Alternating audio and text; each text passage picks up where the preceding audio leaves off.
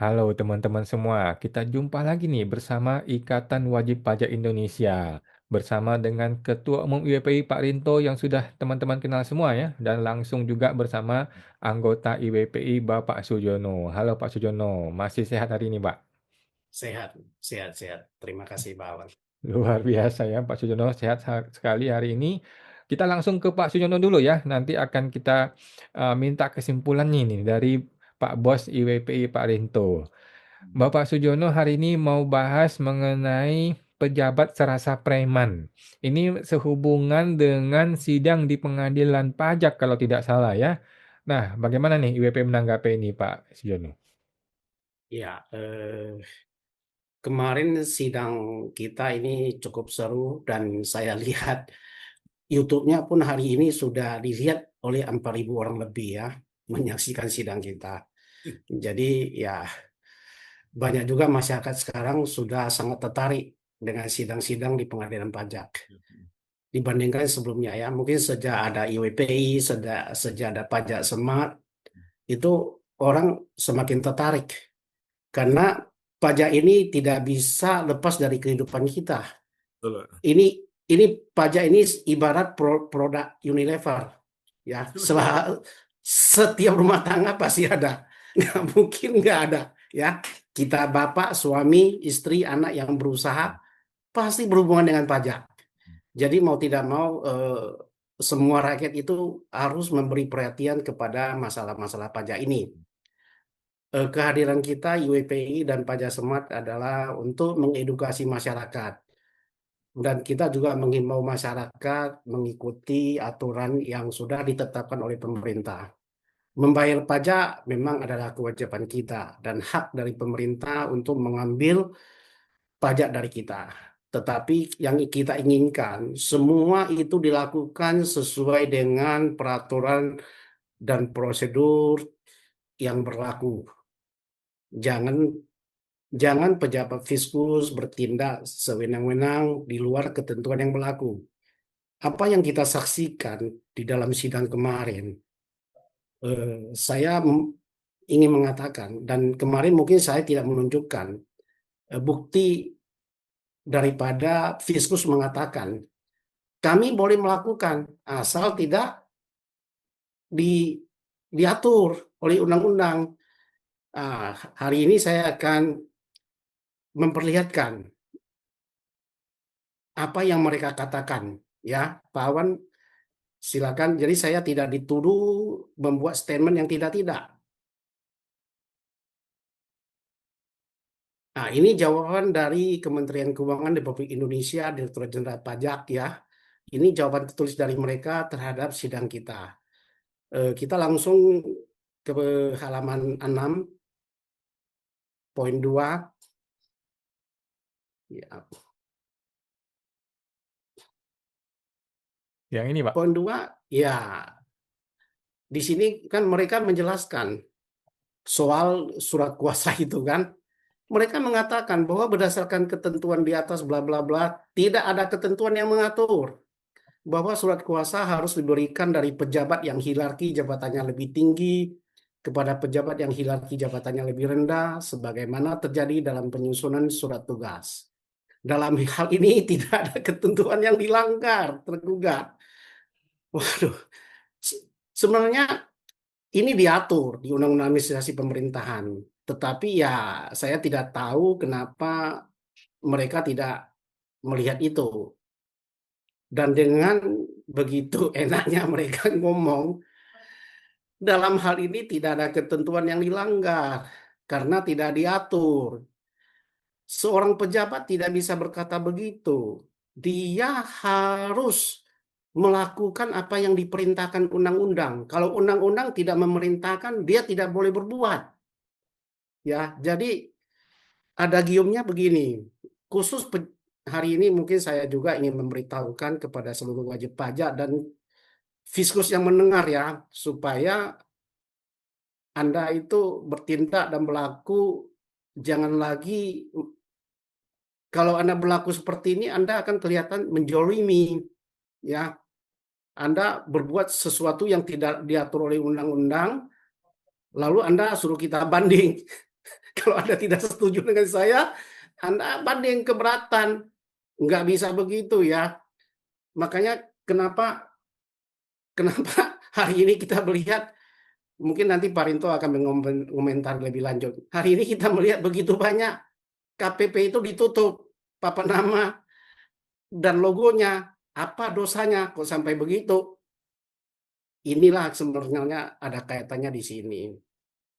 Jadi bagi kita seorang pejabat, kami mohon tolong ini, pejabat yang mendengar ini. Jangan sekali-kali Anda berpendapat seperti ini.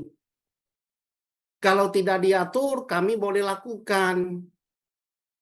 Itu berarti kita lebih dari preman seperti yang saya bilang. Kita ini pejabat harus melindungi dan mengayomi. Anda ini kan wakilnya eh, dari presiden sebagai pemegang kekuasaan eksekutif tertinggi di dalam hal untuk melindungi segenap jiwa dan raga rakyat, melindungi hak-hak rakyat. Siapa lagi yang akan melindungi kami warga negara kalau bukan pejabat? Ketika pejabat bertindak seperti itu, kemana lagi? Ya, itulah yang kenapa hari-hari ini negara kita terjadi kekacauan, chaos seperti itu. Kalau hari ini pejabat-pejabat kita mulai bertindak sesuai undang-undang, sesuai apa yang diperintahkan oleh hukum, kita tidak akan chaos ya. Dan terus terang kan kantor pelayanan publik kan bukan hanya kantor pajak aja, ada PT KAI, ada Pertamina, ada POS, ada macam-macam.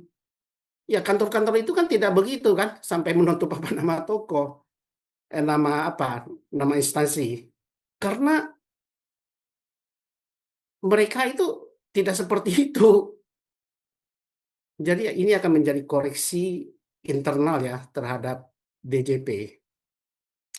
Sehingga ya mulailah bertindak sesuai dengan hukum. Kan di dalam pemeriksaan kan banyak terjadi. Koreksi fiskal itu tidak ada dasar hukum. Sering ya Pak Wan ya kita dengar ya. Saya pun sudah, aduh ini mau jadi apa kita. Koreksi fiskal itu boleh-boleh aja kan kita koreksi fiskal. Tetapi buat dasar hukumnya. Jangan kita koreksi fiskal seenaknya. Lalu suruh wajib pajak. Ya Anda kalau tidak mau ikut silakan Anda gugat. Nggak bisa begitu. Kita pejabat bertindak tidak boleh seperti itu. Itu kita jalin. Ya, demikian hal yang bisa saya sampaikan. Mungkin dari Parinto, lagi-lagi Parinto sebagai ahli ketatanegaraan. Ini khusus inilah kita nggak bicara negara besar kita. Kita bicara pajak aja lah supaya jangan melebar kemana-mana. Ini komentar Bapak tentang ini. Terima kasih Pak Rinto. Oke, thank you Pak Sujono ya, luar biasa teman-teman. Kita langsung ke Pak Rinto nih. Bagaimana Ketua Umum IWPI menanggapi pernyataan dari pejabat yang mengatakan sepanjang nggak diatur oleh hukum, oleh undang-undang atau undang-undang pajak, ya kami bebas-bebas saja. Gimana Pak Rinto? Ya, terima kasih Mas Awan, Pak Sujono. Ini riset kami Pak, kami baru menemukan juga Pak sebagai tambahan informasi biar paham ini apa ini pemirsa Pajak Smart dan IWPI. Saya baru menemukan artikel ini Mas Awan. Ternyata Bu Sri Mulyani ini adalah dulunya aktivis Mas. Bu Sri Mulyani dulunya aktivis Mas. Dan dia setahun 2001 atau tahun 2000 kalau tidak salah bersama Pak Arifin Panigoro melakukan ini Mas, melaporkan kasus hukum atau kasus pidana yang dilakukan oleh Presiden Gus Dur. Oh, Nah, di situ akhirnya terjadilah perdebatan di DPR sampai akhirnya Gus Dur di-impeachment. Nah, ternyata ada peran Bu Sri Mulyani di situ.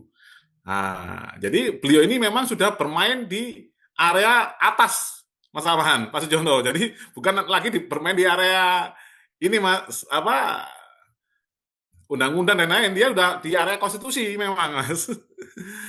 Nah, terus ada lagi pendapat dari ini Pak Ihsanuddin Nursi ya, itu kan beliau sering mengatakan bahwa ada di Indonesia ini hanya ada 2 pemain, Bu Sri Mulyani dan Pak Luhut. Nah, itu kan data tambahan. Nah, yang ketiga ada data tambahan dari Pak Kwi Kian Gi, Mas Awan, bahwa Pak Sujono, Bu Sri Mulyani adalah mafia berkelit terbaik, lulusan terbaik mafia Berkeley. Apa itu mafia Berkeley? Adalah lulusan terbaik adalah menteri di bidang perekonomian suatu negara yang tugasnya menjadikan negara tersebut budaknya dalam tanda kutip CIA atau Amerika. Jadi dari 3 hal ini saya rangkai ini Mas, puzzle-puzzle ini Mas. Pernyataan Bu Sri Mulyani kemarin setelah rumahnya dijarah itu kan sangat berat menjadi pejabat negara. Kami harus melaksanakan apa, Pak Sujono? Itu kan melaksanakan Undang-Undang Dasar dan Undang-Undang sebagai pejabat negara. Masalahnya yang terjadi di DJP maupun Kementerian Keuangan ini sering pilih-pilih pasal, Pak Sujono. Padahal kalau kita ngomong Undang-Undang Dasar, itu kan banyak pasalnya, Pak Sujono. Mulai dari pembukaannya sampai akhir. Nah, yang paling diingat mereka adalah pasal 23A, Mas Awan. Pajak dan pungutannya bersama masa diatur oleh undang-undang. Itu aja. Padahal itu ngomongnya undang-undang loh, bukan ngomong undang-undang perpajakan. Nah, cuman saat ada rakyat melakukan menuntut keadilan di pengadilan, mereka nggak akan mau menggunakan undang-undang selain yang ada kata pajaknya. Nah, kita lari dulu ke yang undang-undang dasar. Undang-undang dasar ini sebenarnya ada pembukaan, Pak Jono. Pembukaan itu tujuannya apa? Pertama, tujuan negara harus mencerdaskan kehidupan bangsa dan mewujudkan kesejahteraan umum. Itu apakah sudah dilakukan oleh DJP? Sekarang fungsi edukasi saja di AR sudah dihilangkan, ada di penyuluh, tapi kan tidak akan mampu mengcover wajib pajak yang sekian banyak. Pembukaan udah tidak sesuai. Kita lari lagi nih ke pasal 1 ayat 2. Ini yang sering dilupakan, bahwa kedaulatan ada di tangan rakyat. Ini nggak mau menjalankan. Lari lagi ke pasal 1 ayat 3 Undang-Undang Dasar. Negara Indonesia adalah negara hukum. Kami dari WPI pernah berkirim surat ke PPID, Kemenq, menanyakan apakah Kementerian Keuangan mengakui Indonesia negara hukum. Itu nggak mau jawab, Mas Jono. Mas Awan, dilempar ke PPID MPR. Nah, barulah nanti pasal-pasal itu banyak langsung sebelum ke 23A pajak dan pungutan bersama masa diatur undang-undang. Baru di situ setelah itu ada pasal 24 terkait dengan pengadilan pajak. Yaitu 24 ayat ayat 3 kalau tidak salah, dimungkinkan dibentuk badan-badan peradilan lain. Nah, itu barulah lahir pengadilan pajak. Barulah pasal 28. 28 itu banyak, ada kesamaan kedudukan warga negara di hadapan hukum dan lain-lain, itu ada di 28, Pak Jono. Nah, itu banyak sekali dari Undang-Undang Dasar saja tidak dilaksanakan dengan baik. Bahwa kalau menurut Undang-Undang Dasar, rakyat ini adalah pemilik kedaulatan. Tugasnya DJP atau Kementerian Keuangan itu hanya melayani dan mengatur rakyat. Bukan dia bos, dia ini pelayan rakyat sesuai dengan Undang-Undang ASN. Nah, setelah itu kita lari ke undang-undang yang lain. Nah, itu ada Undang KUP, yang di situ ada tata cara pemeriksaan itu sering dilanggar. Banyak ada undang-undang administrasi pemerintahan, itu malah tidak diakui di dalam persidangan di pengadilan pajak. Belum ada satupun putusan pengadilan yang memenangkan wajib pajak, yang saya ketahui ya Pak ya, itu menggunakan dasar undang-undang administrasi pemerintahan. Nah, makanya mereka dengan sewenang-wenang melakukan pelanggaran prosedur hukum, karena di semua undang-undang yang ada kata pajaknya, itu tidak diatur sanksinya bagi mereka. Padahal kalau merujuk ke pasal 23A konstitusi kita adalah pajak dan pungutan bersifat pemaksa, tapi diatur oleh undang-undang, tidak hanya undang-undang perpajakan. Nah, dari situlah awal mula saya menemukan puzzling tersebut, bahwa ternyata di tangan Bu Sri Mulyani yang istilahnya orang itu sudah ngomong adalah Menteri Keuangan sepanjang masa. Ini beliau ini sudah di atas hukum sebenarnya, Pak. Permainannya sudah di atas hukum. Jadi kalau saya analogikan, ini barat negara ini misalkan perusahaan, ini direkturnya, presiden, itu sudah kalah aura dengan bagian keuangan atau accounting-nya. Jadi tidak berani dia nanti, dia kalau macam-macam nanti nggak dikasih uang, pikirannya gitu. Dari direkturnya ini tidak menguasai benar perusahaan ini, itu loh. Malah kalah dengan si bendahara atau accounting-nya. Seperti itu Mas Awan, analogi yang bisa saya ini kan, bahwa permainan ini kenapa kok seperti ini, Pak Sujono? Karena memang areanya Bu Sri Mulyani udah di atas hukum. Jadi kalau kita ngomong hukum pasti kalah kita. Nanti Bapak akan ya apa ya, yang paling mereka bisa lakukan ke kita adalah kita dibikin capek, itu aja. Lakukan upaya hukum yang nggak ada henti.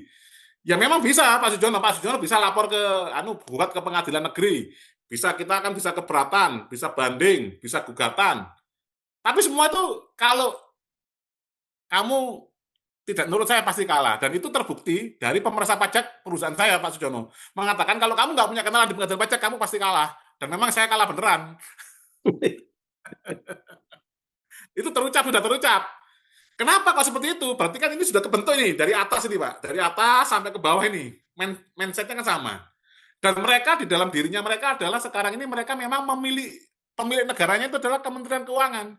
Makanya ada istilah Kementerian Sultan dan kami punya data bahwa seluruh aset negara ini di atas namakan Kementerian Keuangan. Seperti itu Pak Sujono, termasuk kapal perang itu atas nama Kementerian Keuangan Pak Sujono. Sekarang Pak Presiden Prabowo mau gagah-gagah gini, kita perang lawan Malaysia.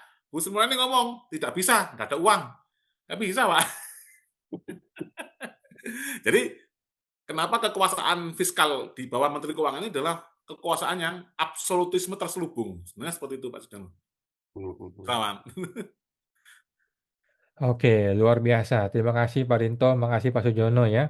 Ini negara sedang tidak baik-baik saja. Seorang pejabat tidak boleh berada di atas hukum ya. Seorang pejabat tidak boleh seperti preman yang bertindak sesuka hati dia, tetapi justru harusnya mengikuti hukum yang sudah ada, termasuk semua hukum, bukan hanya undang-undang pajak ya.